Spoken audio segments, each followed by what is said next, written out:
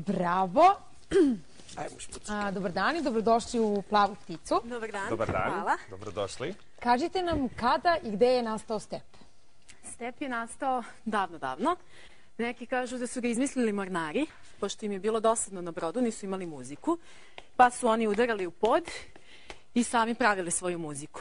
Drugi opet kažu da je irski ples nastao tako što su Ircima je bilo zabranjeno da se zabavljaju kad su bili pod Englezima i onda u pubovima, kada su hteli ipak da nešto rade, da se igraju, oni su stajali iza šanka i tapkali, a ruke su im bile mirni, gornji deo tela, i Englezi kada su prolazili pored puba nisu videli da oni igraju, a oni su tapkali. Da li postoji razlika između američkog i irskog stepa? Postoji, i to velika. Irski step je potpuno miran. Dakle, telo je skroz mirno.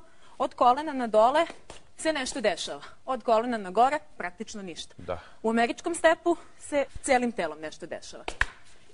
Igra celo telo, ruke, noge, gornji deo tela, sve. Koje su specifičnosti cipela za step? Pa, evo ovako. Imamo štiklu koja ima ovde jedno ispupčenje da bismo mogli da uradimo klikove. To se zovu klikovi. Napred na cipelicama imamo takozvani tip kojim zapravo većinu vremena i udaramo. Mnogi misle da mi udaramo stalno i prstima i petom, međutim mi najčešće udaramo samo prstima. Da.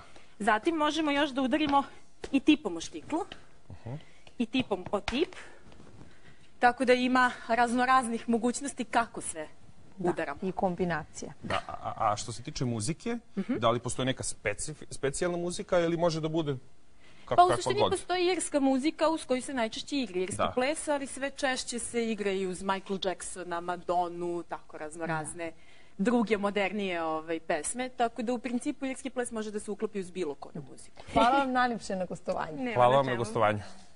Hajde da uradimo nešto, da napravimo za kraj. Znaš, nešto. Znaš šta, Nešto imam- nečega da se setiš. Da, pošto smo već toliko pričali o obući, imam Da. jedno iznenađenje za tebe. Za mene, ti. Ja želim da te naučim kako da napraviš privezak za ključeve od pertli koje vam više ne trebaju.